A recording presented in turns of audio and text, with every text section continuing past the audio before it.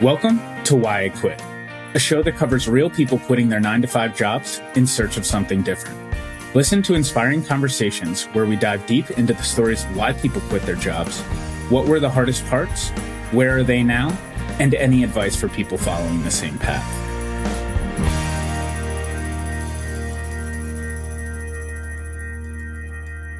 We are so excited to introduce Austin Benoit as this week's guest on Why I Quit. Listen as Austin discusses his journey of taking an SEO course and quitting his full-time mechanical engineering job 1 year later. Learn how experimenting with dropshipping, MBA classes, and freelancing led him down the path to where he is today. Get inspired hearing Austin think about building a business that optimizes his time and his happiness. Hey, Austin, thanks so much for joining me today. Absolutely, Dave. Glad to connect here. How you doing? Good. Yeah, I'm excited to hear more about your story. And do you mind going back and giving me a little bit of background of where you're from and then what that led to for your education? Sure. So I'm born and raised my whole life in Michigan. I'm originally from the Grand Rapids area on the west side. Went to U of M, University of Michigan, for college after high school. Yeah, it was awesome. Loved college. Good experience. As I'm sure a lot of people that you talk to here, I don't use any of it to a certain degree, right? There's a lot of soft skills and stuff that I'm sure I gained from it. But I went for engineering. So mechanical engineering, kicked my butt from the academic standpoint. Like a lot of people, it was hey, I'm pretty good at math and science and have no idea what I want to do with my life. But, I'm always pretty pragmatic with, trying to think long term. So engineering seemed like a pretty smart decision, and first job out of college as an engineer for a smaller manufacturing company doing what's called like an applications engineer. So you're kind of more a sales support role in terms of like costing and things like that, but also spent a lot of time in the plant doing like custom jobs and working with the manufacturing side of it. So yeah, that was a good experience, good first job out of college. And then I went to a bigger company called Dematic, and Dematic is a big like warehousing automation logistics company.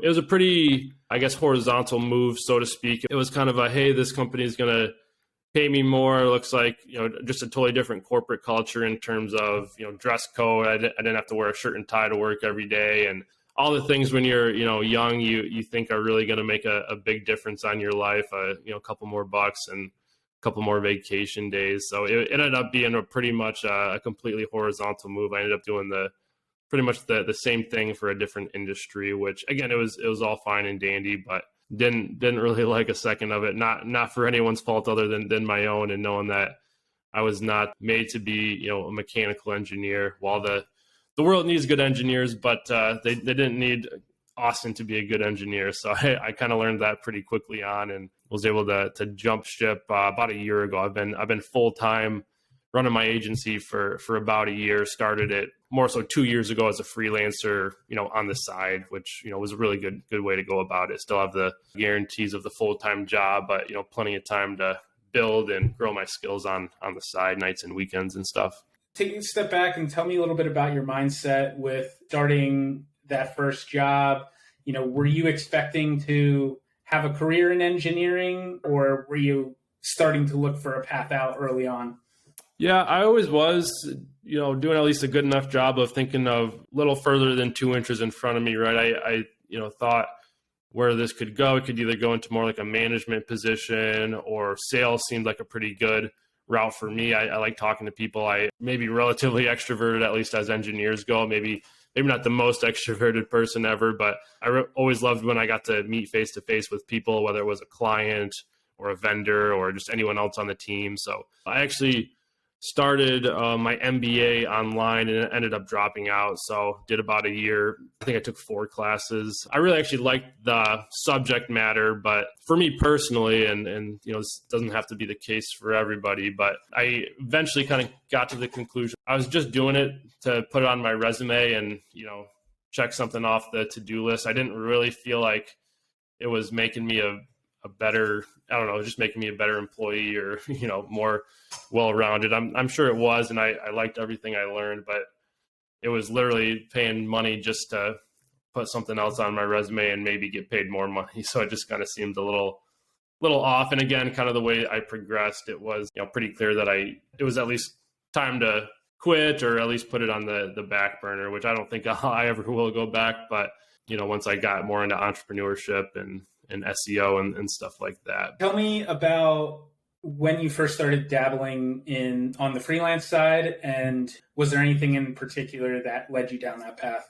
I guess, later in college when I learned, hey, engineering's great and all, it's probably not going to be my thing, too late to really start from scratch, but I did get more into business and just kind of more fascinated how companies are started, how they grow, all the different hats that you have to wear to grow a business, HR, sales, fulfillment, things of that nature. So I ended up picking up a few entrepreneurship courses, which were really cool. That got me at least a little more validation to hey, I love business. I love entrepreneurship, which it's still true today, but especially when I was in college, startups and entrepreneurship, it's just kind of this very flashy, glamorous, sexy sounding topic, right? It's a lot of young people in their late teens, early 20s, watch whatever that Facebook movie is, The Founder, or, stuff like that. And kind of, seems to be, sometimes it's trending up, sometimes it's trending down in terms of entrepreneurship seeming cool. But I knew that it really was something that was pretty interesting to me. So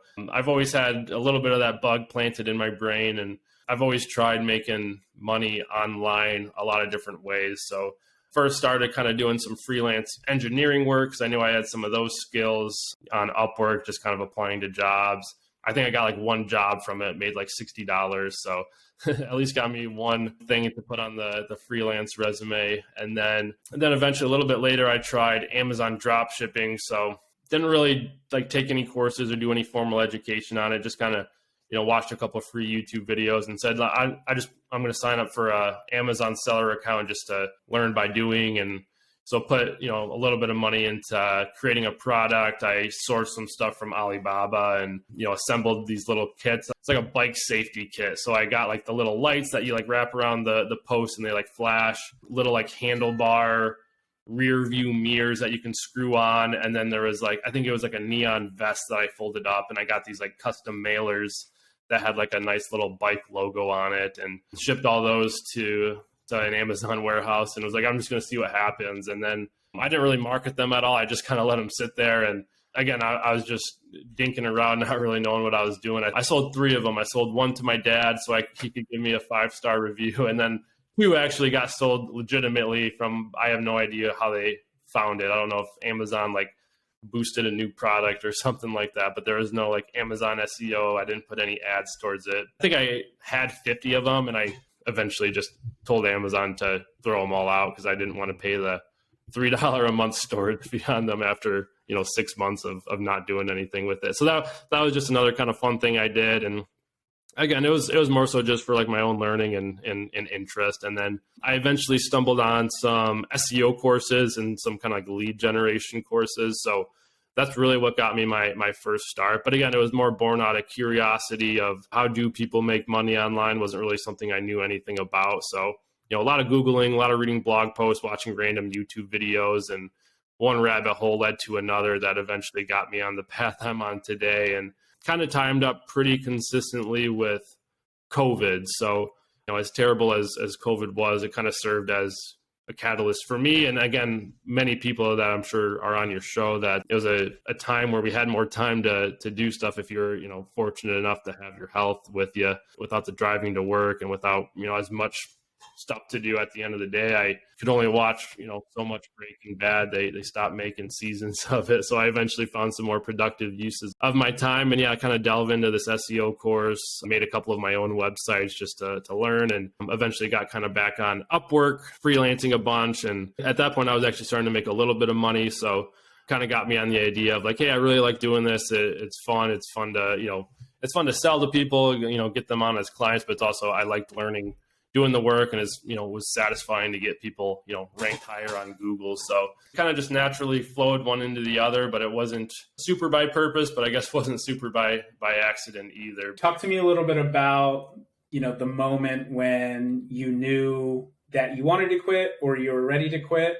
Well, the timeline was really once I first kind of bought that course and started teaching myself SEO, it was pretty much a full year till I quit my job. I would say from when I started learning, it was probably 4 to 6 months in that range where I was able to get at least a few clients. Wasn't really making enough to do it full time by any means, but I realized like, hey, if I can keep growing this on the side a little bit, and then just factor in if I am able to do it full time, I should be able to sneak in some more work. So then once it got a little closer, like a couple months before, I was pretty confident on it, and the more I got excited about SEO and my business and what I was doing, the unfortunate truth was I got less and less excited about what I was doing in my own full-time job. And, maybe part of that was, again, because of COVID. Didn't really know any of my coworkers or anything, but I don't really think that was it, to be honest. I think I just really liked what I was doing, and, wasn't anything wrong with where I was at. It was just more I really love this new thing that I have going on. Yeah, originally I was going to wait a little bit longer because my wife was finishing up her physical therapy degree. So we're going to give that to the end of the school year, give her some time to get a job and, get health insurance and stuff. But we ended up talking ourselves into shipping it a little sooner. And so I think I quit like March of 2021.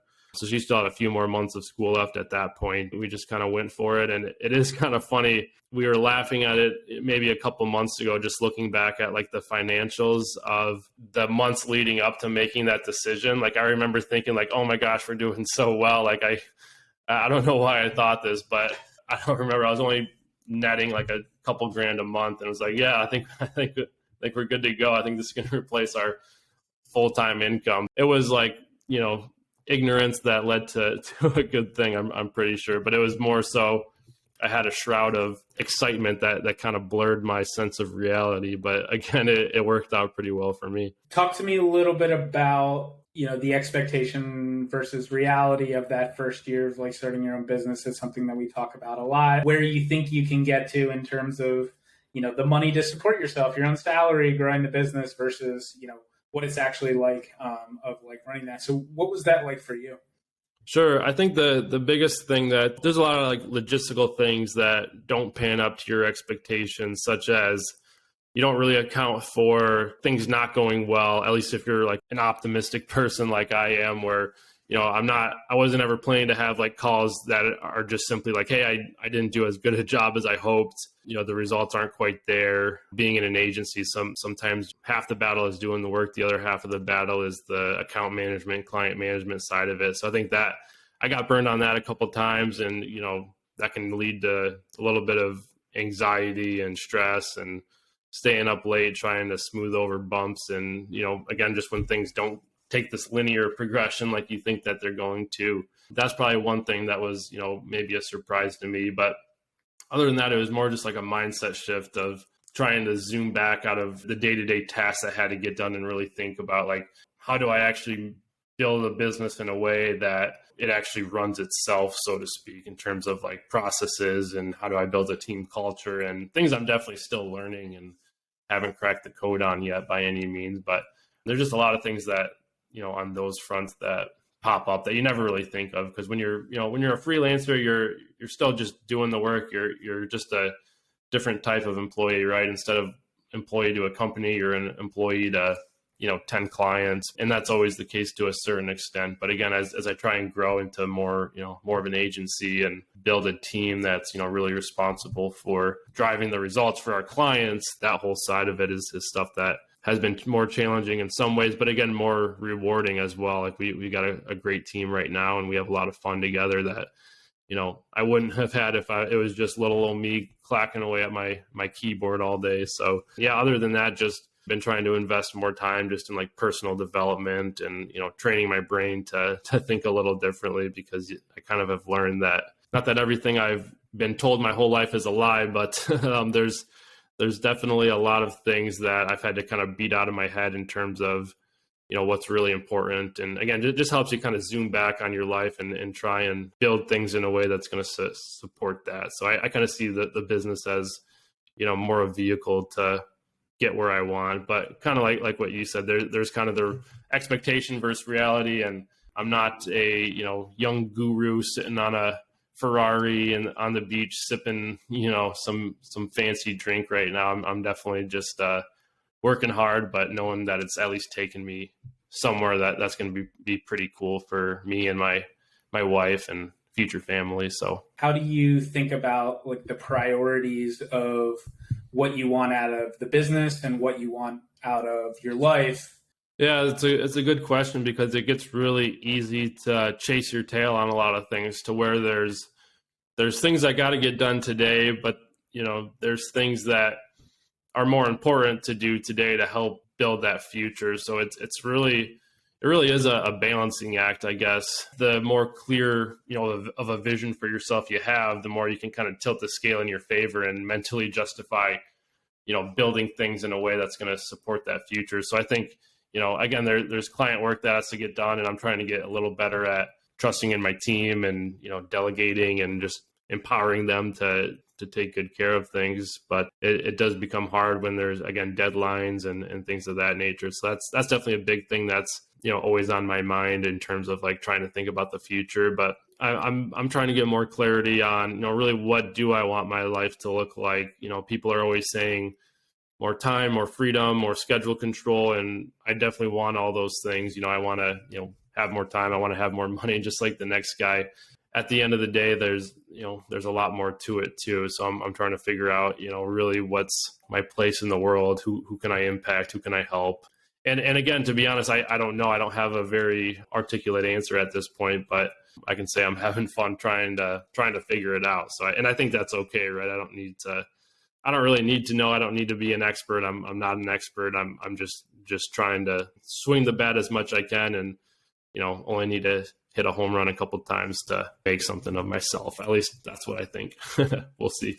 Going off on that, how do you look at, the conversation of work-life balance, especially while growing the business? I know that's something that entrepreneurs struggle with a lot, in terms of you go away from the structured 9 to 5, but a lot of times you're always on or always have something to do. So how do you think about that? Yeah, so I definitely am, I wouldn't say bad at it, but like, at least the more classical thought is like, oh yeah, you definitely want to be able to turn work off. And it is something I struggle with to a certain extent, where it's like, yeah, sure, I work a lot of hours.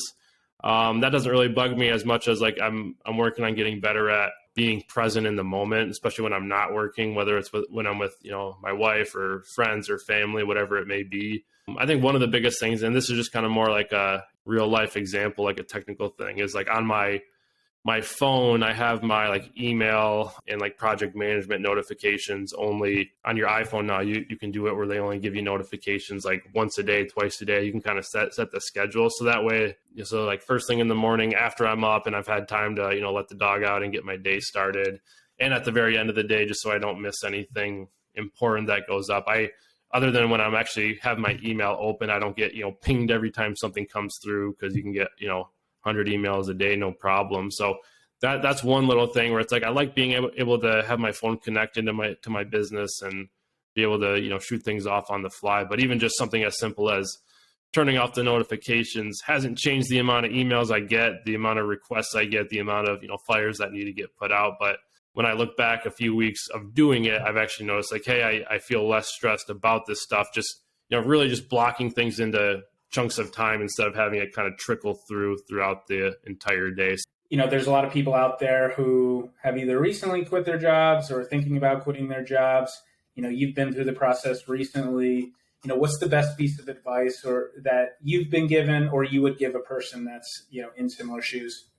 We're always told, do what you want to do, and, you'll always be happy, or you'll never feel like you want to work a day in your life. I don't really believe that, to be honest, because what I want to do is not going to make me a lot of money. Again, not that I don't have a lot of fun running my business, but just trying to optimize things, right? Optimize your income, optimize your time, and just optimize your own, daily happiness, satisfaction, rituals, whatever you want to call it. So I guess, maybe a lesson you can take from my story is taking a pretty lateral move just for more money and what looked like a more exciting corporate culture. Really wasn't, a good decision on my part. Not that it was a bad decision. You are feeling dissatisfied, don't fall victim for the grass is always greener, type of mentality, because if you're doing it just for those reasons, like, a little bit more money, a little bit more vacation, if there are things that you're complaining about now and you think, once I get that,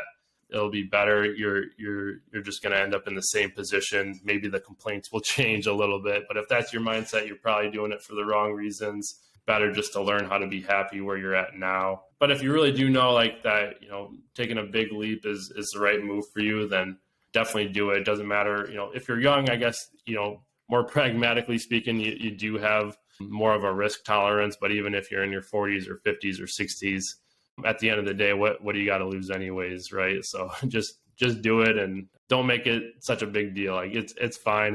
There's a lot out there, and yeah, it doesn't need to be this whole like movie scene thing where you slam your phone down and sparks fly. Like it's okay. Just say I quit and do something else. There's a lot of things you can do. You had a freelance gig on the side and you're kind of thinking about when's the right time to quit. What is the best way that you think about that? Because I know sometimes there's only so many hours in the day and you can only devote so much time to your side hustle. But then at the same time, too, it's great to have the security of the full-time income while you build that up. So how did you think about that? And, what's a piece of advice you would give to someone kind of thinking about that same thing? Yeah, well, I think first of all, like the way I did it is actually like highly effective, right? Like it makes a lot of sense to, if you were to completely cut the ties from your job completely, you're not really going to be making money for a few months anyway. So it makes sense to at least have a little bit of momentum going. Plus, you don't really know, are you going to really like it? Are you really good at it?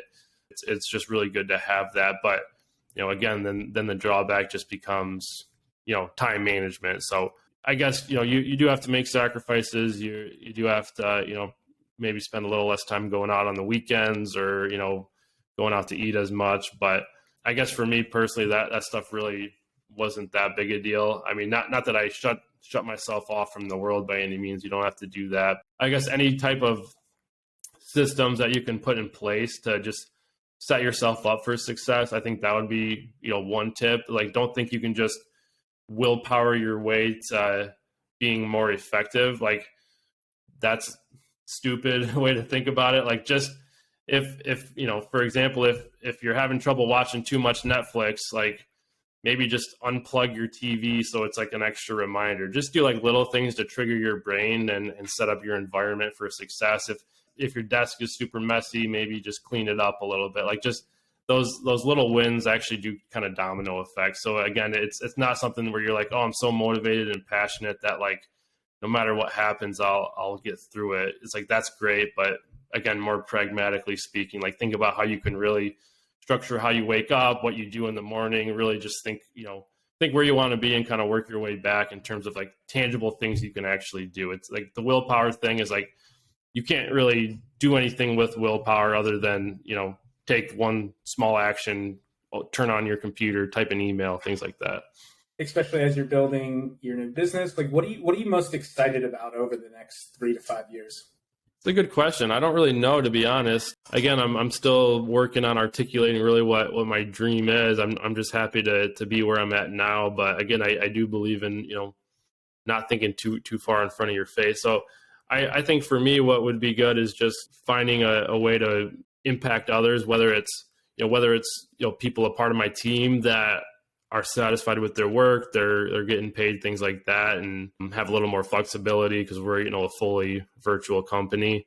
Or if there's something else, things I think about a lot, I guess, like maybe I won't even be doing this 3 to 5 years from now. I'm sure I will be, but, just thinking of ways that I can set things up now. So that way, I don't have kids right now. I'm sure I will in 3 to 5 years. So hopefully I'm just able to spend time with them without the worry of money, work, jobs, things like that. To end it, do you want to give everyone an elevator pitch about your company and, the best way to reach out to you? Sure. So we're Search Prestige. We are an SEO agency. We work with, anyone that could really benefit from having higher organic rankings.